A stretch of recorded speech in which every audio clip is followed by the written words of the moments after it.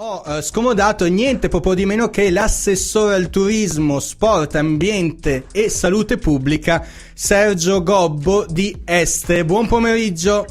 Buon pomeriggio a tutti i radioascoltatori e a te Paolino. Grazie. È impegnativo, assessore, a queste cose così importanti, si lavora sodo, eh?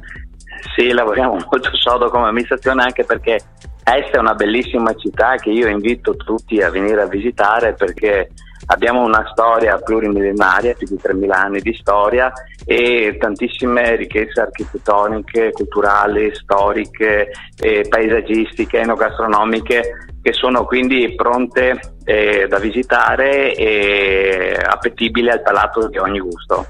Cioè, ecco, già mi hai convinto praticamente con una frase. Ascolta, siamo praticamente ai piedi dei Colli Euganei. Questo cosa vuol dire?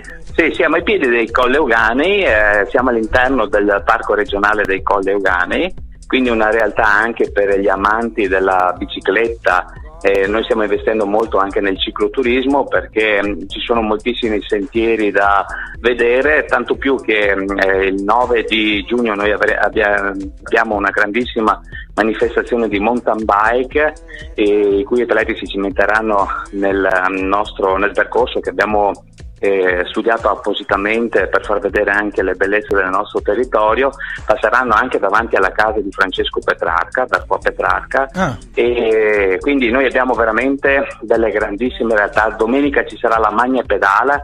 In poche parole, chi vuole cimentarsi con la bicicletta, anche con la propria famiglia, potrà fermarsi in certe aziende agrituristiche che offriranno loro da mangiare e da bere, ci saranno dei ristori, quindi noi usiamo il nostro territorio per farlo conoscere, per far vedere le nostre bellezze, e sfruttiamo quello che possono essere i gusti di ogni persona, di ogni turista che vuole venire a visitare il territorio del Colli Euganei, e in particolar modo la nostra città di Este. Ecco, una cosa che mi è piaciuta che hai detto è dedicato alle famiglie, nel senso che appunto magari sai, quando ci sono le maratone oppure queste iniziative per chi è appassionato di mountain bike, magari le vede un po' lontane perché magari non è sportivo, e invece sono eventi dedicati a tutti che in un modo o nell'altro possono essere appunto compiuti anche da chi è magari un po' più lontano e chi non fa ogni weekend la passeggiata o la corsa, no? Sono un po' a livello più umano e meno sportivo, come me praticamente. Sì, guarda, tanto per dire, sia chi è atleta sia chi non lo è può venire qui nel nostro territorio. Poi adesso con l'avvento delle e-bike, ma anche chi proprio non ha voglia di pedalare, può comunque girare in bicicletta per il territorio. Questo è bellissimo, un paesaggio stupendo. Si entra in una realtà dove i Colli Euganei fanno da corollario, quindi molto bello. Facciamo anche gli eventi culturali, sportivi, proprio alla portata delle famiglie, per cui noi crediamo moltissimo e sulle quali stiamo investendo. Tanto per farti un esempio, nel periodo di Halloween noi facciamo una 3 giorni che si chiama Este da brividi. In poche parole cosa facciamo? Organizziamo all'interno dei nostri monumenti storici, che ti garantisco ce ne sono moltissimi, tra il Museo Nazionale a Testino, il nostro castello, ma anche i palazzi storici della nostra città. All'interno creiamo degli scenari un po' horror, ma solamente con degli attori che hanno il compito di far divertire i nostri bambini, quindi di horror non c'è assolutamente niente, di Halloween non c'è niente, ma è quello di coinvolgere la famiglia e i loro bambini a venire a visitare la nostra città e conoscere un po' della storia di questa città. Certo, che a me ha colpito molto, io ci sono capitato qualche tempo fa, mi ha colpito molto il fatto che sia a misura davvero anche di bambino, nel senso che il centro è molto pedonale, quindi uno una volta che entra nella piazza principale si sente molto sicuro, essendo lontano dalle macchine eccetera, quindi anche quello può essere teatro di facili eventi anche dedicati ai bambini. Una piazza molto bella, c'è una torre, c'è anche il castello lì in centro. Ci racconti un po' di più di questo castello? Sì, il castello nato con gli estensi dei Ferrari sono partiti dalla nostra città, quindi da est, ce n'era solo una piccola parte nel 1100, poi sono arrivati i Carraresi, nel 1300 hanno creato questo bellissimo castello, la cui eredità l'hanno lasciata ai posteri, e all'interno c'è un bellissimo giardino che può essere visitato, abbiamo migliaia di turisti ogni giorno, insomma, che vengono a visitarlo. E le domeniche sono aperte anche le torri, quindi la Torre del Mas e la Torre del Soccorso, e possono essere visitate. All'interno c'è un parco fruibile anche dalle persone portatrici di handicap, perché abbiamo acquistato una sedia a rotella apposta che è meccanica, proprio perché per cercare di eliminare le barriere architettoniche. Poi sono stati creati proprio dei percorsi, perché parlando di un castello che ha anche dei percorsi un po' in salita, è stato creato proprio un percorso particolare per le persone portatrici di handicap, quindi è fruibile da tutti, visitabile, bellissimo. A fianco si trova il nostro Museo Nazionale Altestino, che è ricco di reperti archeologici. Sappi che in qualsiasi parte tu vai a scavare trovi dei reperti, quindi la città è ricca di fascino, ricca di storia. Abbiamo 2 aree archeologiche che usiamo, come ti dicevo prima, anche per le nostre iniziative, che sono visitabili anche su prenotazione se arrivano dei gruppi turistici, quindi è una città che ha veramente molto da vedere, molto da offrire. Insomma, in un weekend possiamo passare dalla storia alla natura praticamente, dal museo alle passeggiate e le biciclettate, poi l'arte, perché vogliamo parlare della meravigliosa Pala del Tiepolo.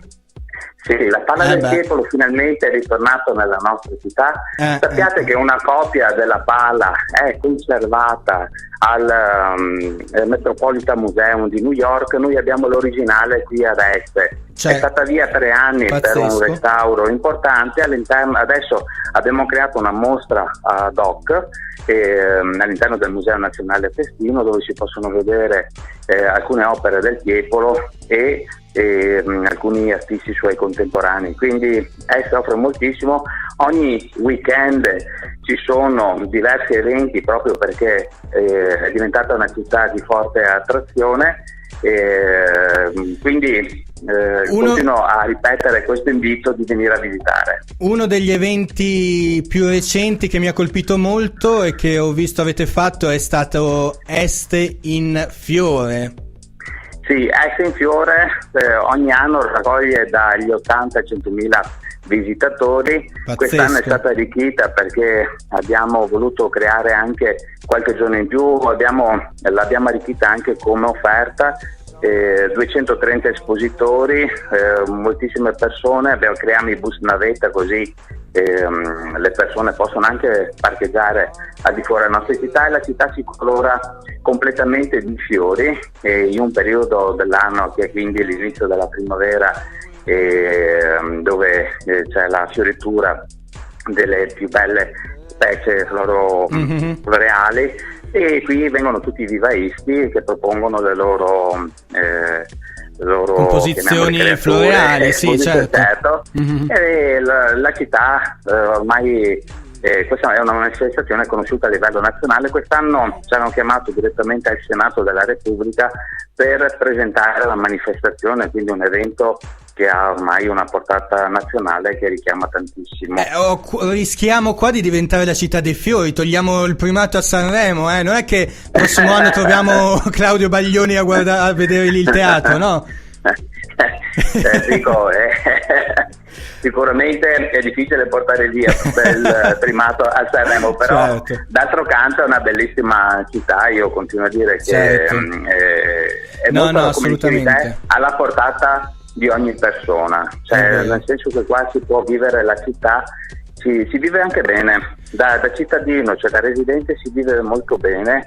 Guarda, e poi non ci si annoia, mi sembra di capire che non ci si annoia, ogni weekend praticamente avete un evento, quindi guardando sicuramente il sito del vostro comune eccetera potete poi trovare i vari eventi su Facebook. Ma nella immagino. realtà, scusami se ti interrompo, sì. Più che il sito del comune io invito a guardare il nostro portale turistico, che è www.estedavivere.it. Okay. E lì si trova ogni tipo di informazione sia relativamente al nostro territorio, ma anche quelle che possono essere le potenzialità di visita di altri siti che sono molto vicini, perché Este è anche come è una collocazione un po' strategica nel territorio, perché se uno viene a Este poi ha pochissimi chilometri per arrivare a Padova, per andare a visitare Venezia, per andare a Verona, per andare anche a Gardaland, nel lago di Garda, insomma. Certo. Siamo un po' in una posizione dove uno può arrivare e anche andare a visitare altre località turistiche e nel contempo vivere in un contesto paesaggistico molto bello, insomma. Direi che abbiamo detto tutto, Sergio. Io ti ringrazio tantissimo, la curiosità sicuramente l'hai messa a molti e soprattutto adesso mi vado a vedere tutti gli eventi e spero di passare a trovarti molto presto. Grazie mille, grazie Paolino, saluto tutti i radioascoltatori, venite a visitare la nostra città di Este, sarete i benvenuti. Grazie mille Sergio, un abbraccio e ci vediamo a Este, ciao. Grazie, ciao, buona giornata. Ciao.